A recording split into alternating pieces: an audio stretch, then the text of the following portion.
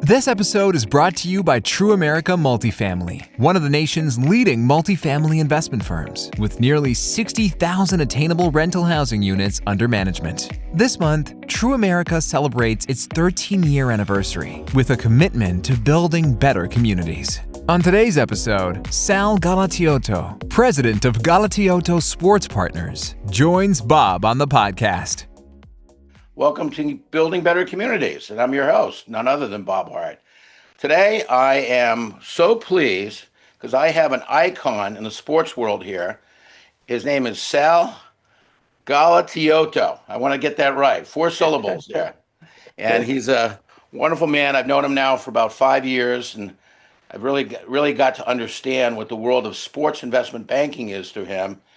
And he brings a tremendous rich history as one of the early movers in the space, starting in the 1990s, and is a total self-made person and an American original, an immigrant from Sicily who came here at a very young age, found his way, and he worked his way through the American academic system and then through the world of investment banking. And Sal, welcome to be here. And I think we're celebrating the 20th year of GSP. That's correct. It's our 20th anniversary this year. It's great. Amazing. You're the outlier. You're competing against all the big guys, but you're getting your share. I understand from all these deals you've done. You've done what, 100 and almost 200 deals over the course of 136, and we have 5 we're currently working on. That's amazing. The clients that Sal has reached touch every area of professional sports. My home team, the Boston Red Sox. Sorry, Sal. I know you're probably a Yankee fan because I think Steinbrenner was one of your mentors. George was one of my early clients. That's true. Through all kinds of major sports, Brooklyn Nets, Charlotte Hornets, the Cubs, the Ricketts family, the White Sox, Cleveland Indians. I think you at one point represented the Walt Disney Company. Yeah, when they were doing something with the Angels, when they sold the Angels, and when they sold the Angels. Ducks. I remember that. It wasn't that long ago. And of course, the Portland Trail Blazers and the Sacramento Kings and San Diego Padres, a lot of California teams, and the Giants as well. Yep. So you've touched throughout the country. I know you deal a lot with baseball, but you also touch the other areas of major sports. Right. We do hockey, we do NFL. And we obviously do the NBA. So we've done deals with all 4 major sports leagues.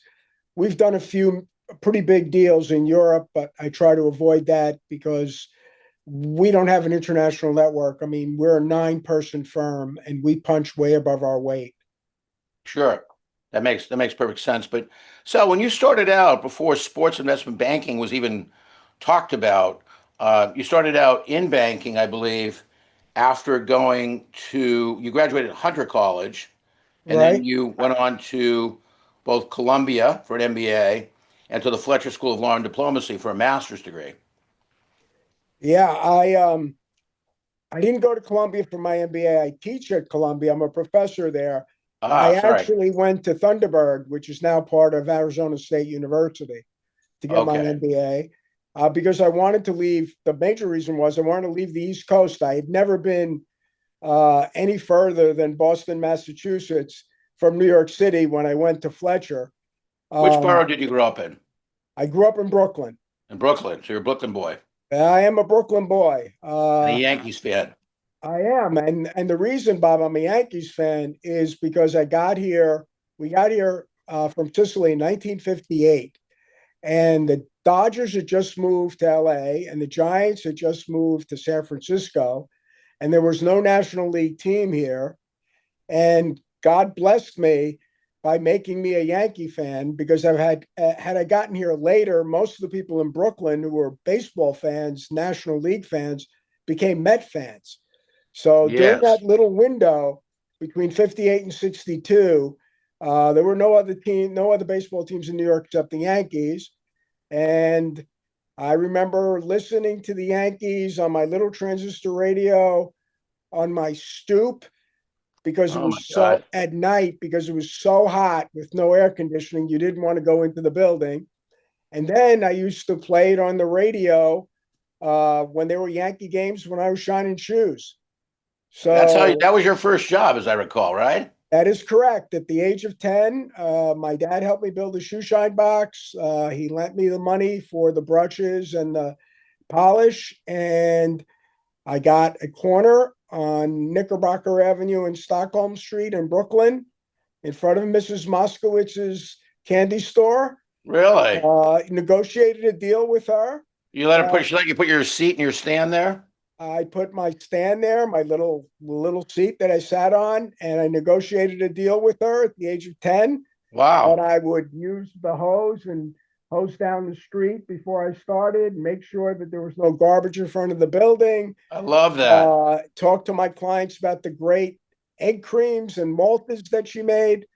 And she let me keep this spot. And even more important, she let me keep my shoe shine box in the store because the major risk in my business was everybody knew you had cash, and most people that Yeah. were bigger than me would try to take it away from me.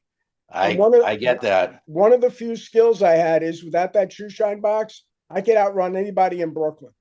I I could. bet you can.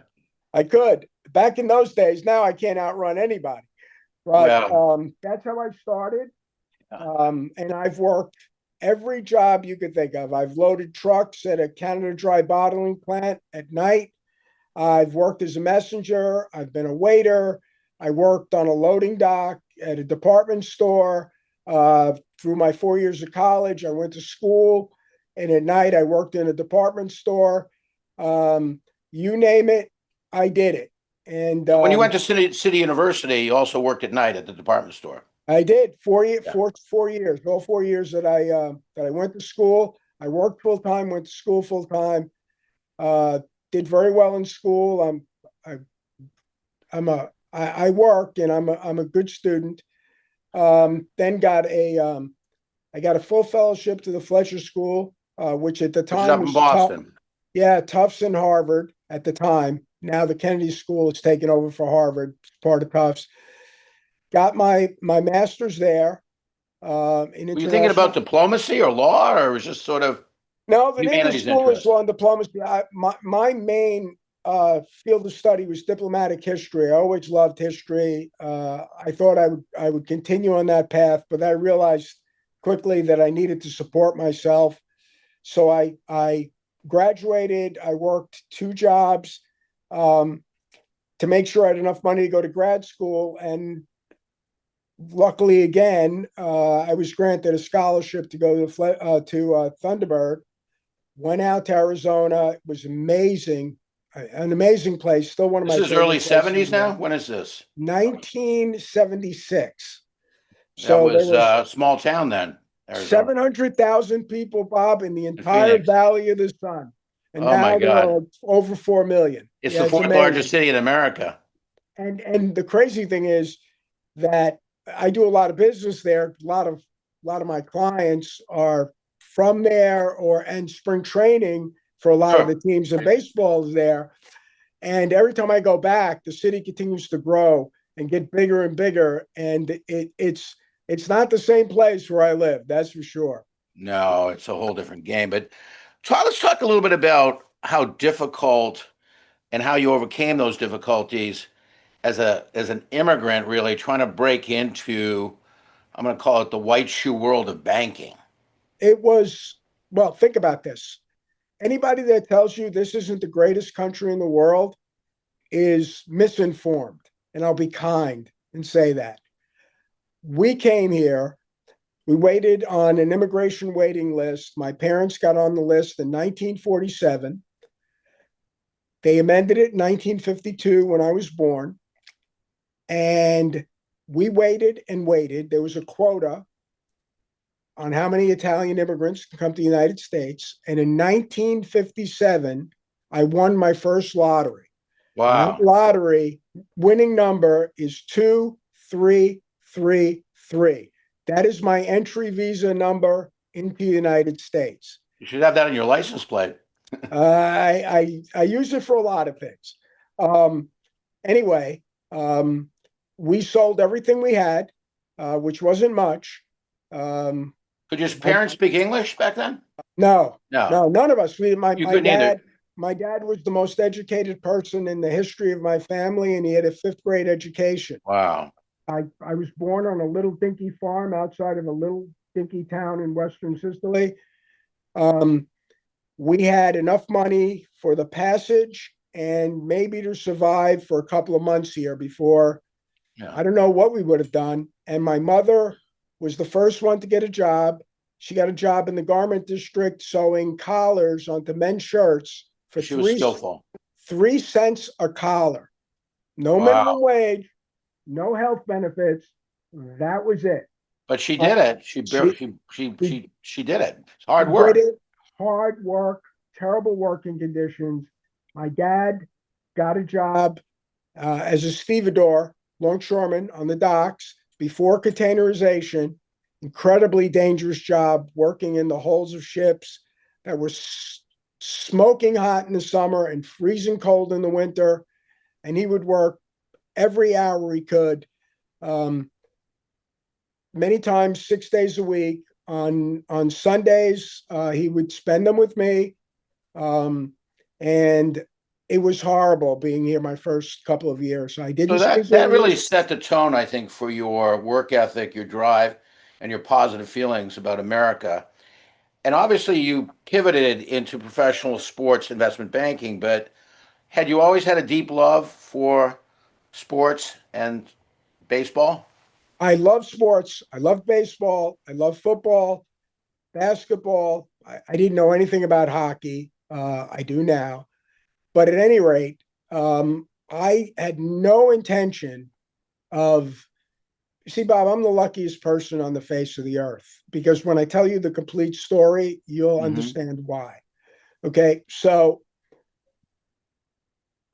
after 2 years of being here, my grades were terrible. My English was terrible. My math skills were terrible.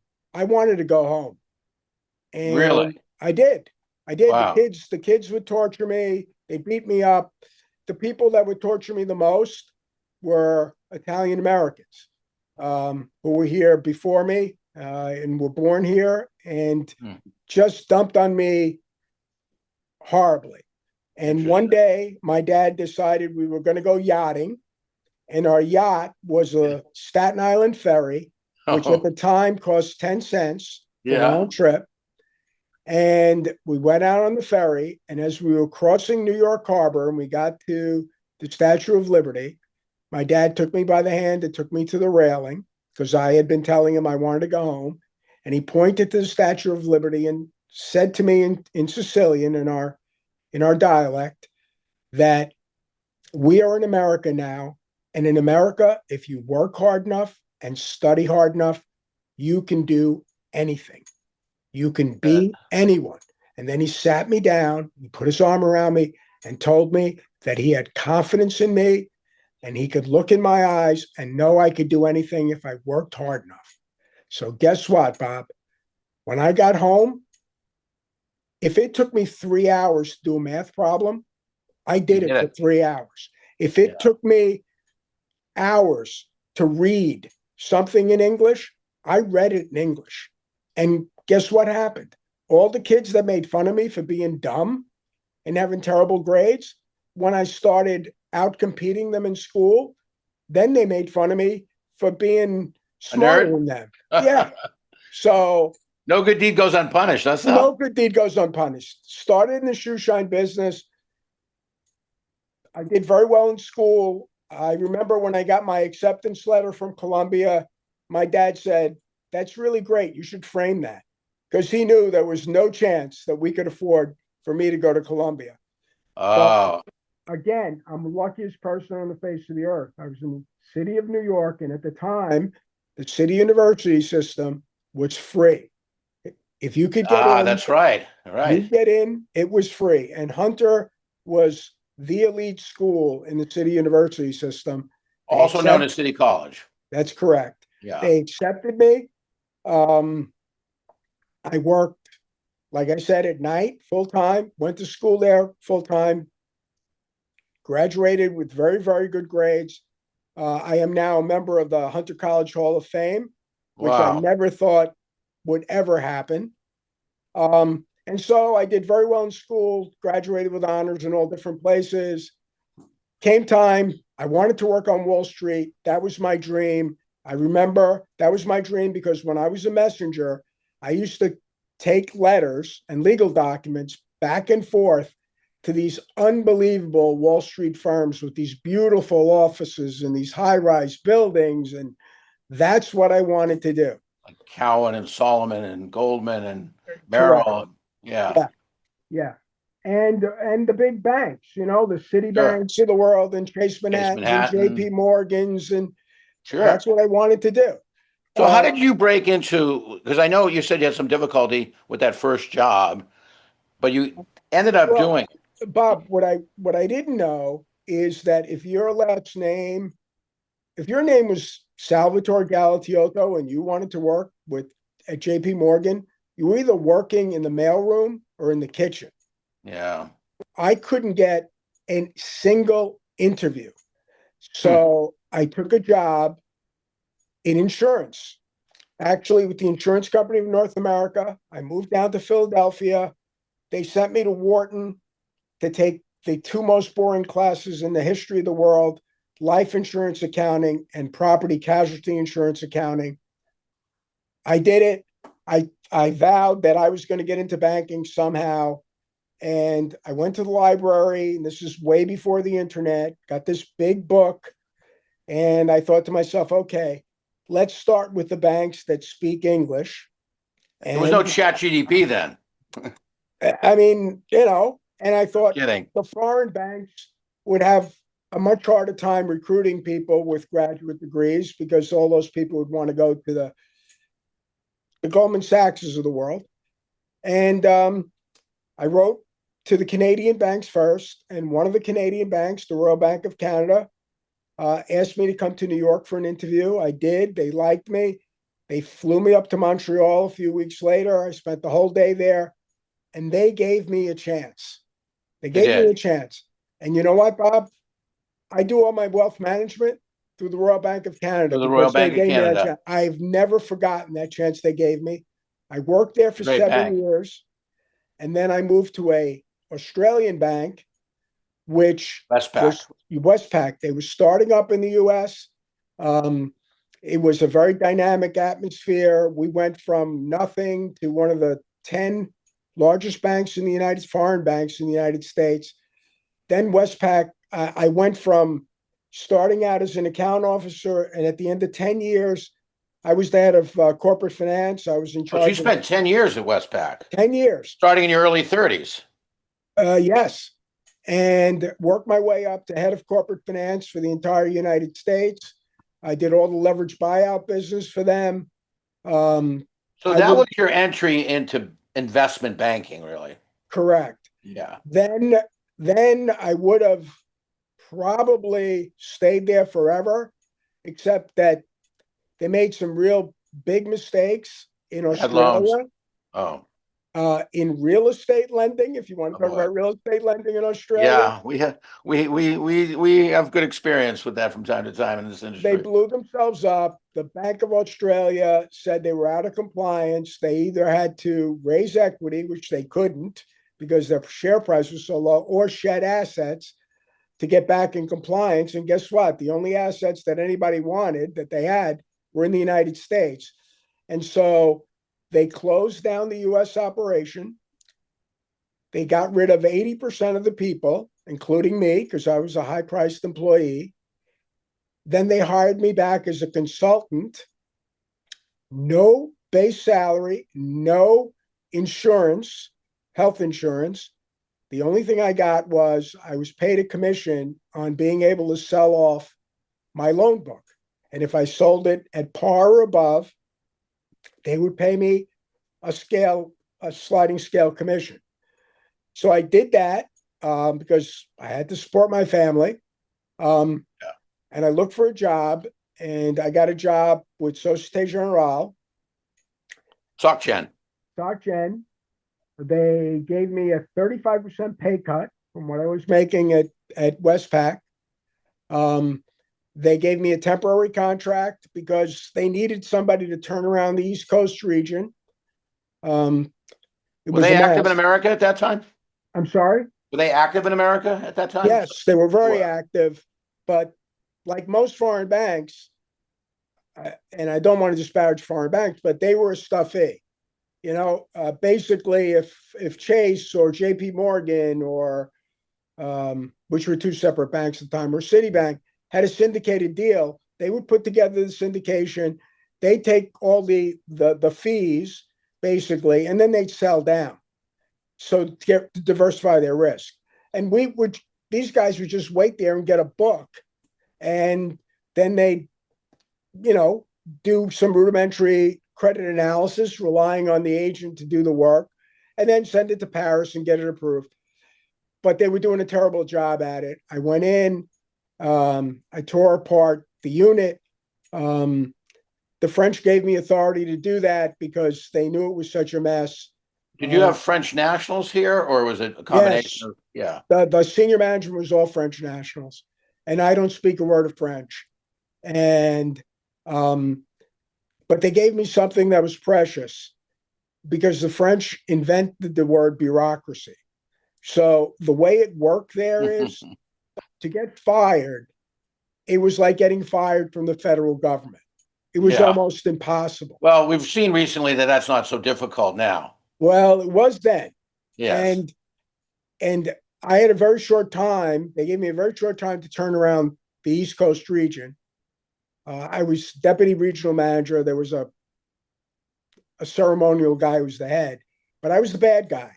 And so what I did is I stopped the operation for a week.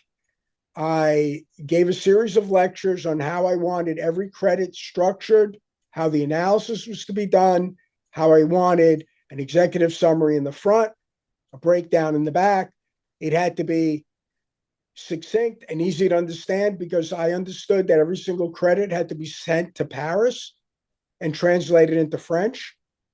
You were And managing a group there. That was like a it was a big group. It big group. was 40 people. And the first credit I got back, I read it, and the guy just did whatever he wanted to. It was a mess. Not very So good underwriting. no. So what I did is I terminated him on the spot. He was a longstanding employee. Oh God. Called security. They came down. They got him. They took him to human resources.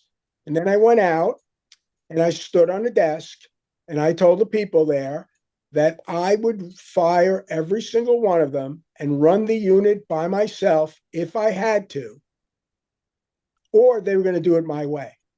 So out of the seven, Like a scene out of Wall Street. yeah, well, out of the 7 vice presidents within 6 months, 4 of them left, 2 voluntarily, 2 not voluntarily. And we turned the entire unit around. You were a disruptor. You were an early disruptor there. Yeah, I was a disruptor, all right. The French used to walk by and call me a name, which I didn't understand, and they'd laugh. And I later found out the name was the executioner. Oh my God, like guillotine, right? Yeah, exactly. Invented by a French guy. Well, having said that, the unit went from being the lowest rated unit in the Americas division to the highest rated unit in the Americas division within 18 months. Amazing. Yeah. So now you're really cutting your teeth in investment banking pre-Lehman, right? Yeah. So I'm going up and up and up. And then finally I take over the East Coast region, which was unheard of because it was the largest region outside of metropolitan France and was always run by a French guy. And when I took over, our return on assets and return on equity was low. Well, why? Well, who did we do business with? We did business with United Technologies and at the time Gillette and Coca-Cola and Pepsi-Cola. You're not going to make a lot of money. No, they're pushing your margins down. Right, correct. So I had to find another business as an ancillary business. Oh. And I looked at 12 different businesses. And the reason I picked sports was every other business had a dominant competitor. Nobody did sports. In investment banking, no. Nobody in any kind of bank. I mean, you could buy, my first client was the San Antonio Spurs, and you could purchase the Spurs back in 1997 80? for $80 million. 80 million. 80 million. I made them a $15 million loan. It was the first deal I did, and then worked for 3 years, building slowly. And then a guy who couldn't get any of the big banks to represent him. And I was still doing sports as a one-man shop. The French told me I could do it, but I couldn't take away from the base business, which was Right. corporate banking with big multinationals. And this guy's name was Dan Snyder. Dan Snyder. Yeah. And he came to me and he said he wanted to buy the Redskins. Now And the Commanders. now the Commanders, and I came up with a structure that Well, you went did around. off-balance sheet financing? Was that Basically, the NFL said that you could only lend $100 million against the team secured by the team. That was it. So I didn't take collateral in the team. I structured a holdco structure where I took the dividends and distributions coming out of the team as my collateral. You collateralized that. I took that structure to Standard & Poor's and Moody's. Wow, it's like an early securitization. It was the first sports deal they ever rated. It got a triple B plus rating, and I was able to raise $700 million. We cut that For an back. $800 million purchase? Yes, but we cut it back to 350. Dan had more leverage than anybody else, won the deal. $800 million for the team, the building, and 120 acres of real estate, which is basically. So there's your tie-in. There you go. And that deal put me on the map. That was the defining deal. But let's talk about the industry then, because there was no such thing as partial interest. Teams weren't traded that much. It was held by entrepreneurs and families, very little corporate ownership of teams. It was cheap. Bob, George Steinbrenner in 1973 bought the New York Yankees from CBS, one of the largest media companies in the world, for $8.8 million. In what year? 1973. That's unbelievable. He put up $1 million. His partners put up $1 million. And CBS gave him $6.8 million note.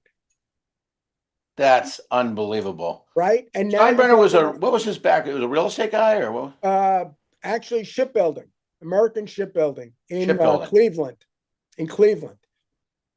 And he saw the value of the brand, and he's turned it into one of the great global brands. I don't even know what the hell the Yankees would be worth. How much was a ticket then, like in those years? I don't remember.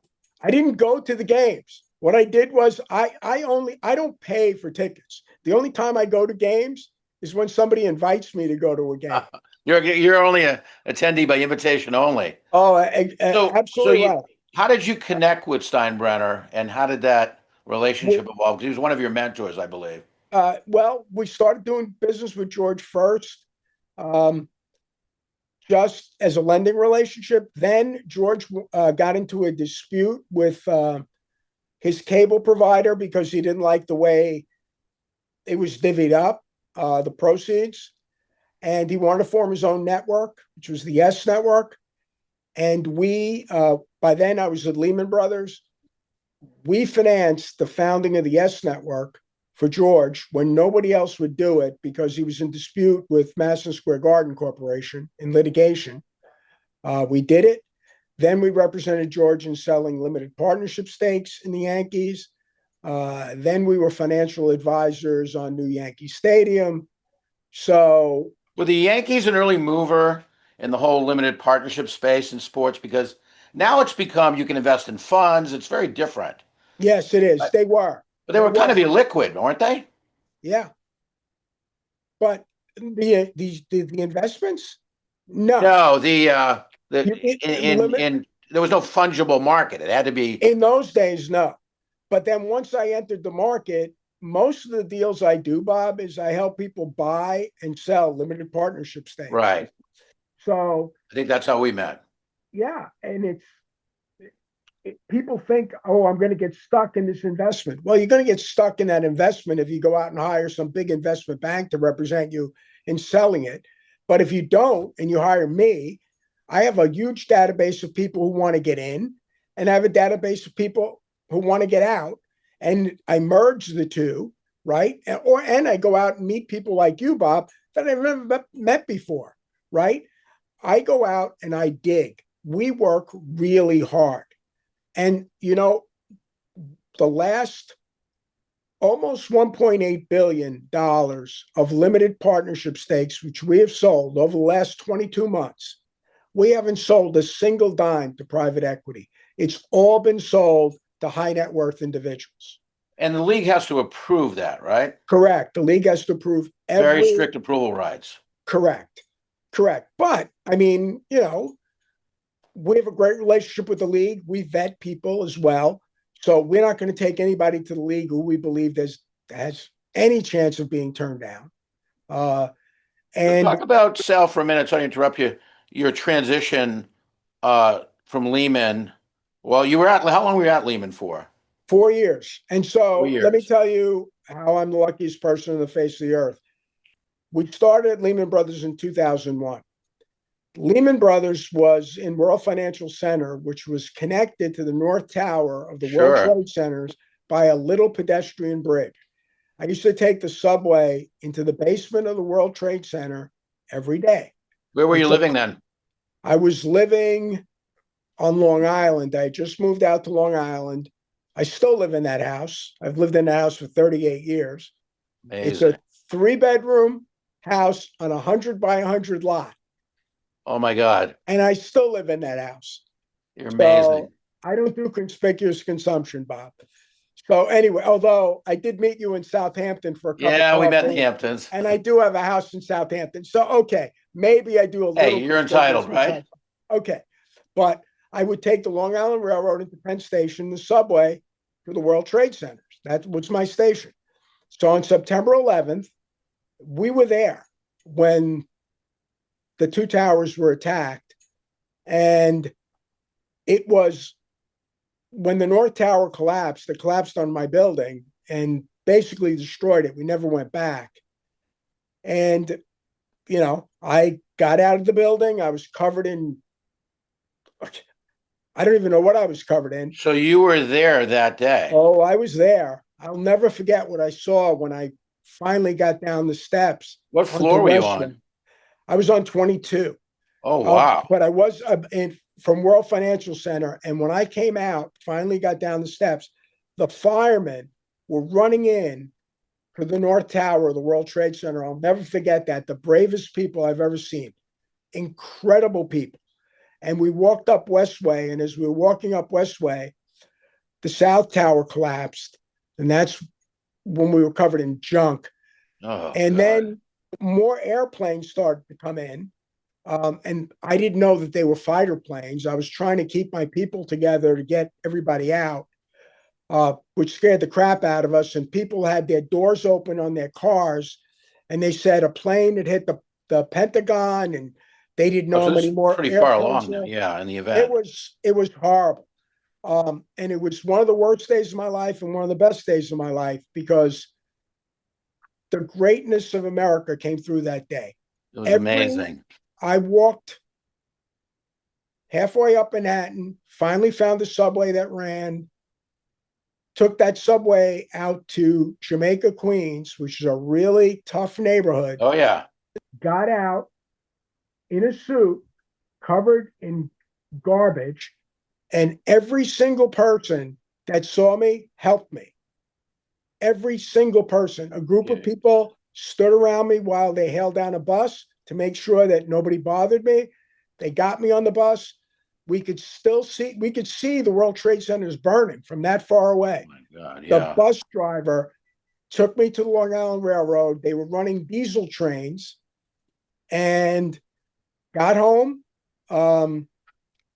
Everything was down. I mean, I couldn't even, the cell service was completely destroyed because the North Tower had the main trunk. Yeah. And the regular wire phones, they were completely, inundated with calls. You couldn't get through.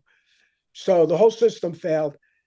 And I left the building at 10:20 in the morning, got home at 4:30. But it was unbelievable. I've never seen the American people so united. I knew that I'm sure we your were going to wife was overcome that. very, very glad to see you. Yeah, and my kids too. They were scared to death, and so we waited a few So that was a days. defining moment in It was life. because I decided that I was going to bring my people together in Midtown Manhattan, have lunch, and tell them that you know the terrorists win if we stop doing business. We're pulling it together. We're going to find a way to continue to keep the business going. We did. Lehman Brothers, because our building was destroyed, they they Took you leased space. they leased some space in a hotel at first. Took out Interesting. all of the beds, and we worked out of that hotel. And in that hotel, we represented Disney in the sale of the Ducks, in the sale of the Angels. We represented George Steinbrenner in forming the S Network. We represented the Wilpon family when they bought the half of the Mets they didn't already own. Hmm. And we did a bunch of other transactions. In that transition period. Yeah, I think correct. your current GSP senior team all came from Lehman, as I recall. Before Lehman, let me tell you how many people I have. My three managing directors have been with me 27 years, 24 years, and 20 years. That's So amazing in I today's took them to environment. Lehman. I took them to Lehman with me. They left with me to form GSP 20 years ago. And again, Bob, luck. How lucky am I? I decide a few years before Lehman collapses to move. When I told them I was leaving, they told me that 90% of new businesses fail, that I would be competing with firms that were a million times bigger than me, that Lehman Brothers had, I don't know, 17 billion in capital and 34,000 employees. And the reason people did business with me is because it said Lehman Brothers on my card. And I was like, yeah, good. So I thought to myself, well, if I totally screw this up, I'll just go Hmm. back to Lehman Brothers. That's a very hard transition when you come from a brand like Lehman. Yeah. That's a hard transition. When I left my public company, Kennedy Wilson, that I was part of and helped build over a period of years, I was concerned myself about the ability to separate from the brand and continue. It's a It's normal, hard. we all have So, fears, right? yeah. So it would have been easy to stay at Lehman. But again, because I'm the luckiest person on the face of the earth, about 18 months after I left, Lehman determined that I was a competitor. So Huh. all the restricted stock that they had given me, because a lot of our compensation was in restricted stock, they sold at They sold it? $72, sold it and gave me the proceeds at $72.50. Oh And my I God. said, It's and I better to be said, luckier than smart. right? And Oh I my said, God. We know what happened to that. are you nuts? I haven't done any planning, tax planning. I have all these capital gains in this stock. They said, too bad. Take the money. They transferred the money into my account. 23 months later, that stock was worth zero. Oh my God, Nothing. Sal. Niente. Oh my. Okay. Yes. Correct. So, okay. My luck continues, Bob. So that's great. I know Then, you've also overcome one of the well, biggest I'll get scourges to of I'll diseases. get to how lucky I am. So then everything's going great, and the Great Recession hits. 2007. The Right. world is ending. Six GFC. weeks, 6 weeks before Bear Stearns, I was going to say failed. They didn't technically, I know, but they were saved by the federal Essentially, government. they failed. I Yeah. was hired by the Ricketts family to represent them in buying the Epic. Cubs. So during that time period, let's see, Bear Stearns should have failed. The world banking system was on the verge of collapse. Lehman Brothers collapsed. The Tribune companies, which own the Cubs, filed for bankruptcy. We had to buy the Cubs through a 363 sale. in What is that, bankruptcy. Sal? Tell the viewers what that is. A 363 sale is a sale of assets in bankruptcy. Ah, So okay. in a bankruptcy estate, you go out and you're selling assets. One of the assets they sold was the Cubs. And I think Sam Zell bought the actual Tribune, as I He, recall. he did. He was running the Tribune when it filed. Yep. God bless his memory. So, so here we go. We Yeah. wound up paying the highest price in history for that So, team. so the Ricketts were okay to do that at a time of economic uncertainty. They loved the Cubs. They knew the Cubs were an unbelievable brand, that they weren't being run efficiently, which they weren't by the Tribune companies, and that they could build it into one of the great sports empires. And they have. They have done unbelievable work. But Bob, during that time period, there were 7 control sales. 6 of them set record prices. The one that didn't was the Pittsburgh Steelers sale, and that was because a brother brought in his other brothers. In that deal, I had a buyer, all cash in the middle of the recession, that would have made it the highest price Was ever that paid for the for a baseball Roonies, team. or who was the That owner? was the Rooneys. One of Yeah. the Rooney brothers brought in his other brothers. So that would have been, if they would have taken that bid, the highest price ever paid. What other asset class can you say that about? How do you think? Because in real estate, we're so detailed with underwriting and return on investment, and return on cost, and sports teams used to be more of a vanity play. Now you have the media rights, you have associated real estate rights. How do you get to these valuations that are just so Look, out look, there? I, I'll be honest with you. We build all these sophisticated financial models Sure. and blah, blah, blah, blah. You know what something's worth? What somebody's willing to pay for it.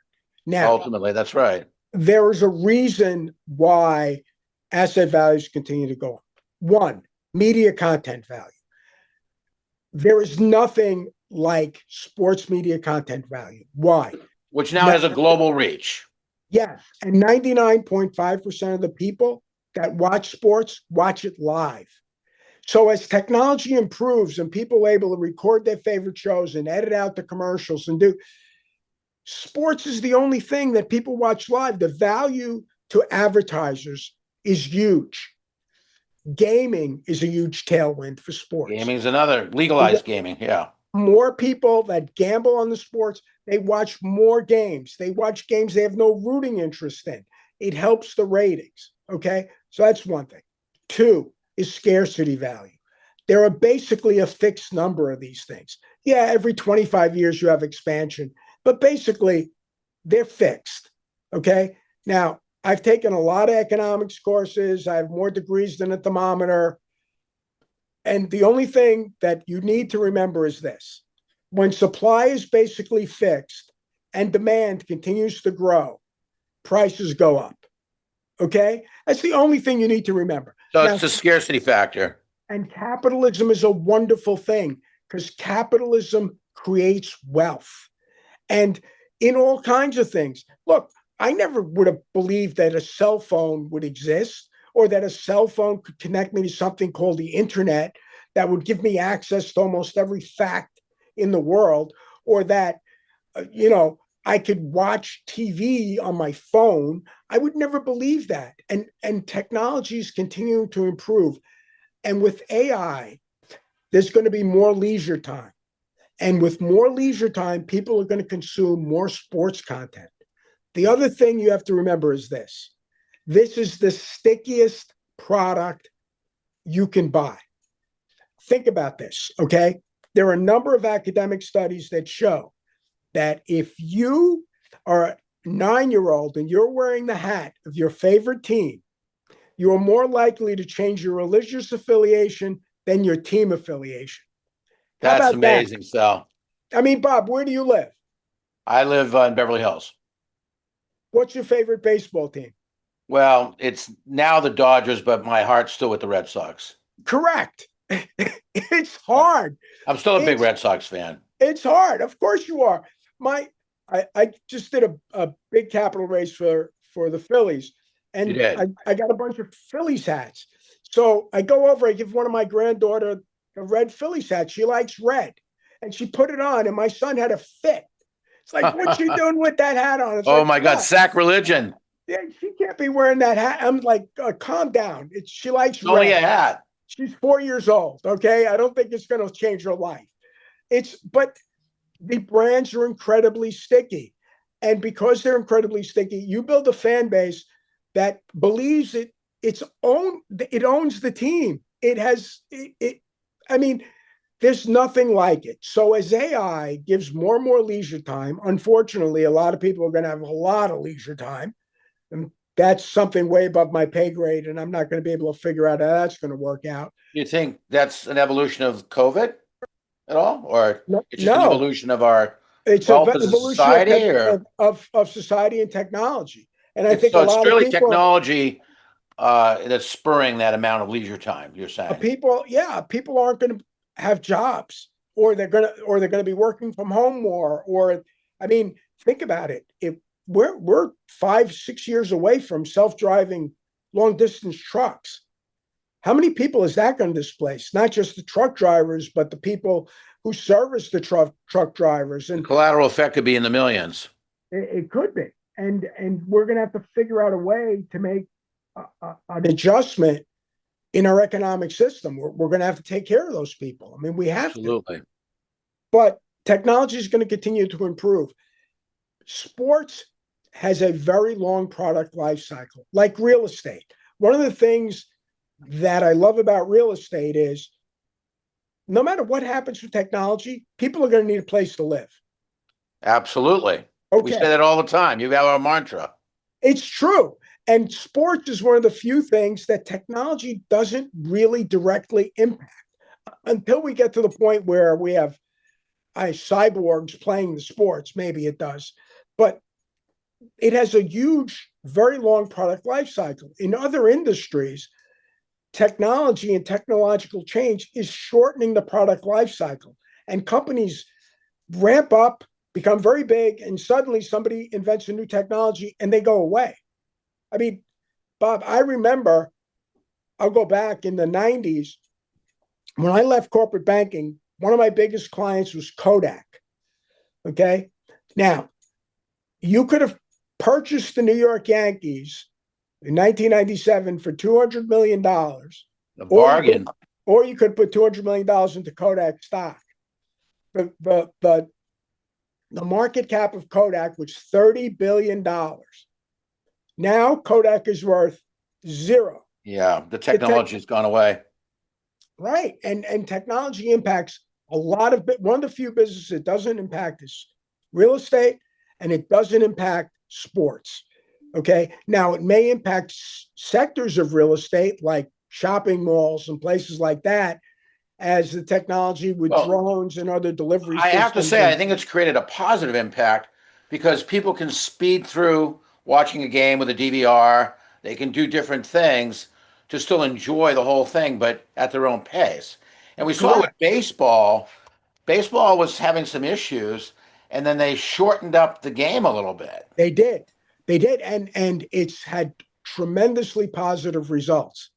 It's more people consume the product now than ever before. And when talking heads talk about attendance, this is the problem. They don't know anything. I mean, if you take the raw numbers, baseball attendance has gone down over the years. Yes. But yes. why? But why? I'll tell you why. The original Yankee Stadium had 73,000 seats. When they modified it to phase two, it had 60,000 seats. New Yankee Stadium has 50,000 seats. Interesting. When Tiger Field went away, it had 60,000 seats. Comerica Park has 42,000 seats. So they're building smaller parks. And because they realize it's not how many people you get, it's what you can charge per seat. You want to create scarcity value. You want to have better sidelines. You want to have more premium space like suites. And then there's what I call the law of triangles. It's you make most of your money from the lower bowl, which is the cheapest to build. Then it's more expensive to build the second bowl because it's got to be supported, and you get less from that. And then the third tier, you make no money from, and it costs you 3 times as much to build as everything else. So It's the why reverse build of it? a penthouse apartment. Correct. Why build it? Why build So it? people get it. And I am just really bullish on the future of the industry. I am. And if you want to talk about how the industry affects real estate, Yes. there's an unbelievable case study. I think it's from Stanford about Petco Field in In San San Diego, Diego. and how the Gaslight District was That just was a a garbage dump before Petco. huge dump. They built Petco. They redeveloped the area around Petco, and now it's one of the nicest areas in San Diego. It produces a ton of tax revenue for the A lot of city. tourism down there. Yeah, and it's a great thing. So And it's really the look at, collateral aspect of the halo effect of stadiums and professional sports well, think about it, keeps you Bob. that. If you have a building that's going to draw 3 million people a year, 3 million people are going to be going through your neighborhood. You could put retail space there. People are going to want to live there. There's more activity. Yeah. I mean, it is Wrigley Field, the renovation of Wrigley Field in Chicago. Wrigleyville has just continued to develop, and new hotels, new It's like a state of retail. mind how people are all part of that process out there in Chicago. Yeah, in Atlanta too. I mean, what they've done around the Braves building. Um, you can use, especially baseball, because it has the most games, right? I mean, you have Sure, 82 you have a home lot of games, viewing there. Yeah. right? And you have larger crowds. They can be a real catalyst for redeveloping downtown areas. And in a lot of places, they've Yeah. had a hugely positive impact. And even minor league teams. I mean, I saw that when the Pawtucket Red Sox moved to Worcester, Mass. Right. It's had a tremendous effect on urban renewal there.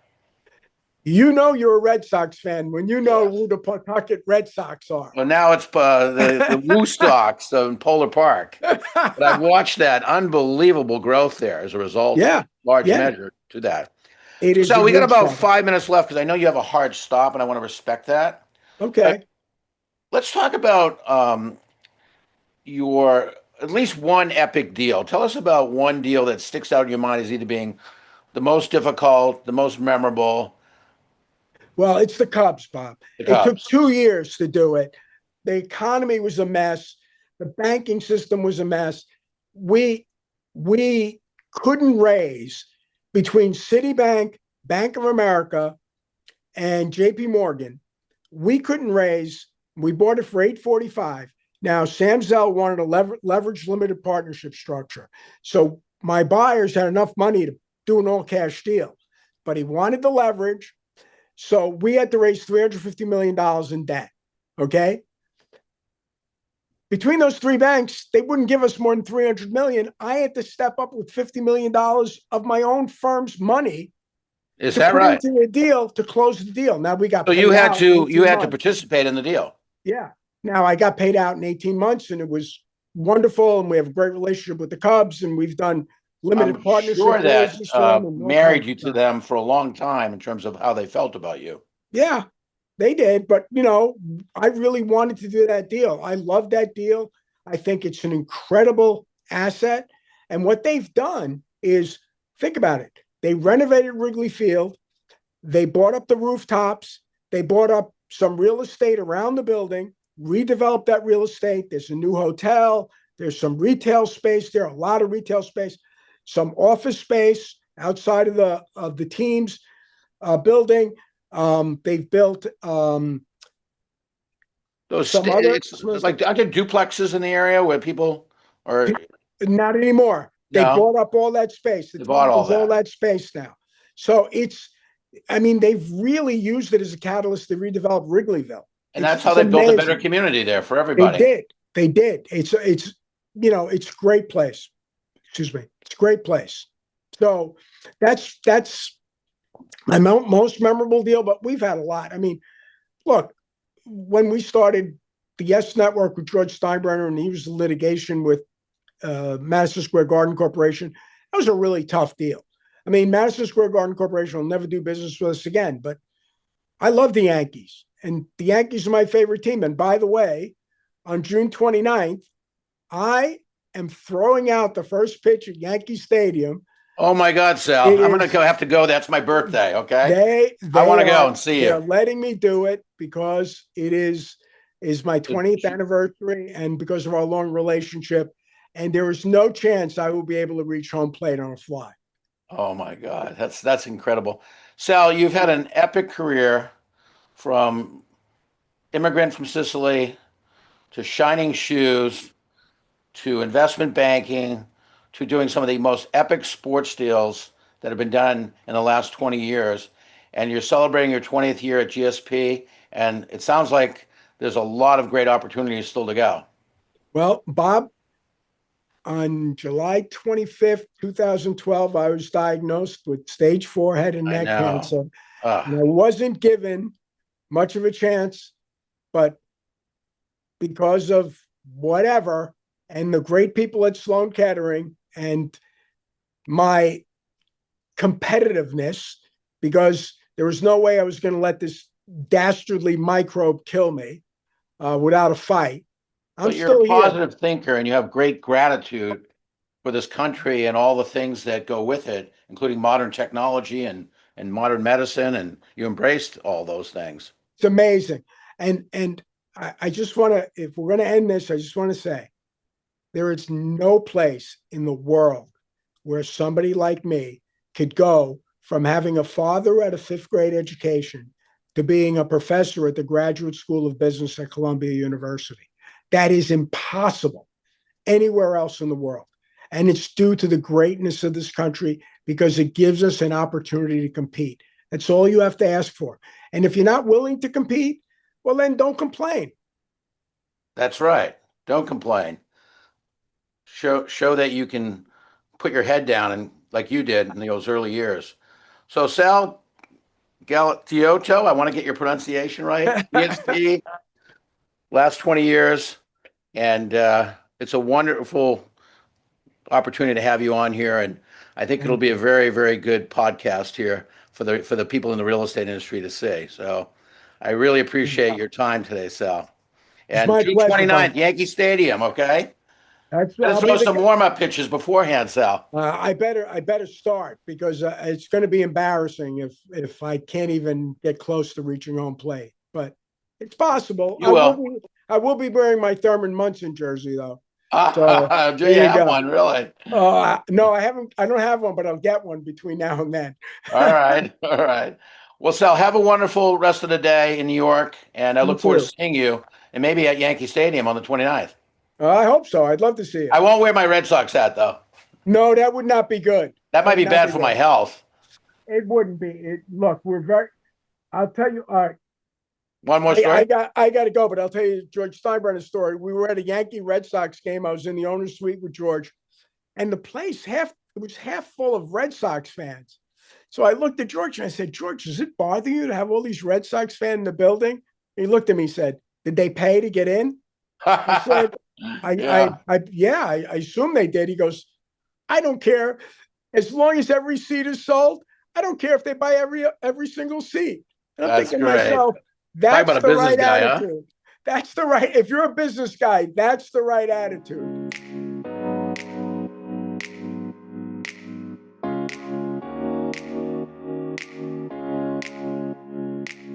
We're just jumping back in here to our epic podcast with Sal Gagliatio. If I'm pronouncing his name right, I'm getting it wrong here. He has to correct me. It's okay.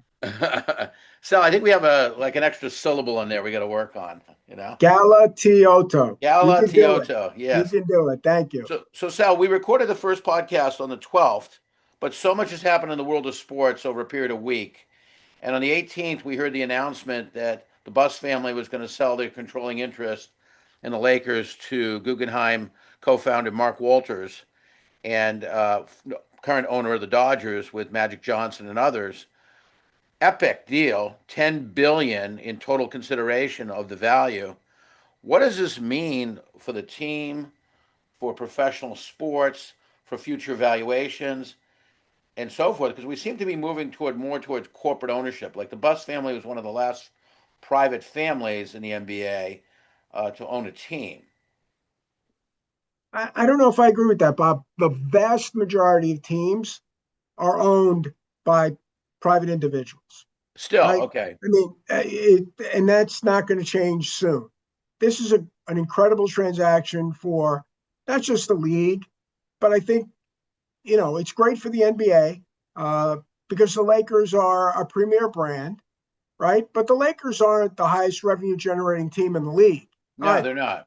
They're not. So this is going to rise all boats. But they have It's an epic great. TV deal with Spectrum. Yes, they do. But despite that, they still don't have the highest revenues. So then they are the most valuable team to sell to this point. But there are other teams. One other team I can think of right off the bat, which I think is more valuable. But I won't get into that.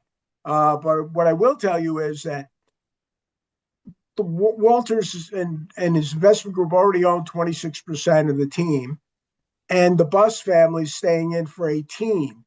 So he's really buying up 5.6 50%. billion worth. I mean, it's a Yeah. huge number, but it's not like he wrote a $10 billion check. He So I got think imputed value based on his own valuation now, based on his other shares. right.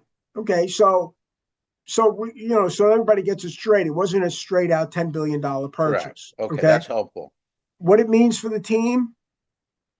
Look, I thought the Buss family did a great job running the team. You do. It was their I've only known business them. too, which is Yeah, unusual. they did a tremendous job. They continue to build the brand.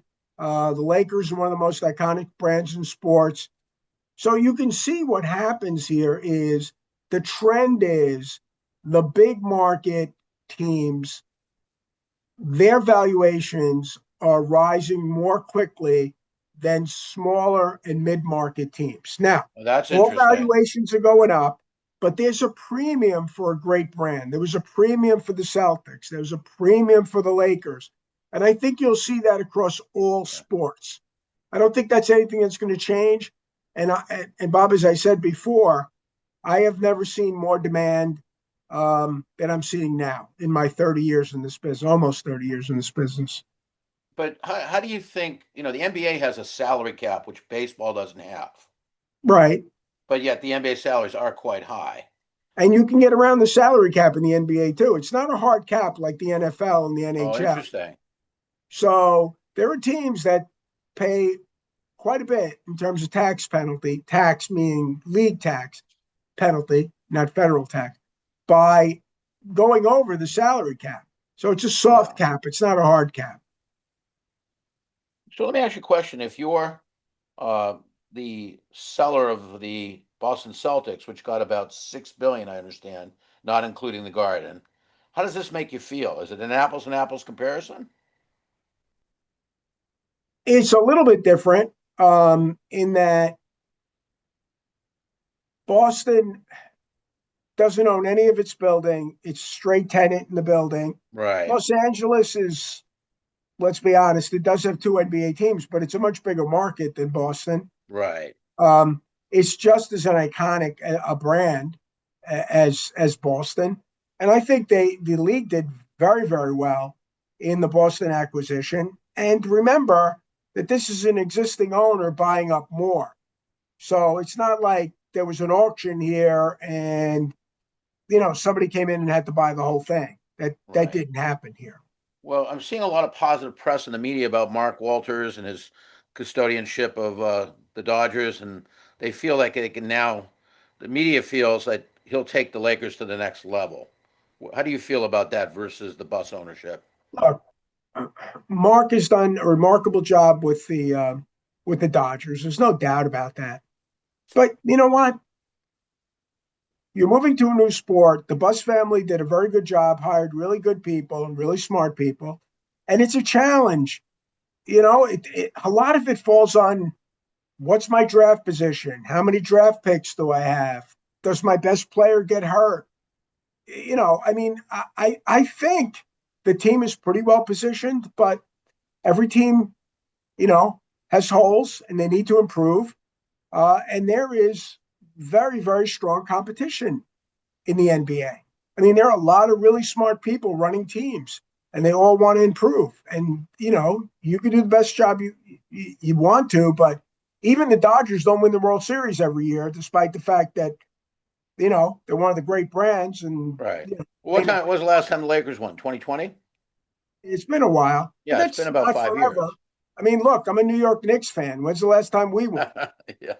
I Well, mean, yeah, great fan base. But I think the Lakers have won 17 championships, as I yeah, the recall. Lakers are an incredible brand. I think probably in terms of the number of championships won, second only to what, the Celtics. Mm-hmm. So, I mean, it is truly an exceptional brand, and I'm sure Mark will do a very good job. Look, he didn't spend all this money not to be competitive. So do you think this is going to put more either fractionals or full teams in play here?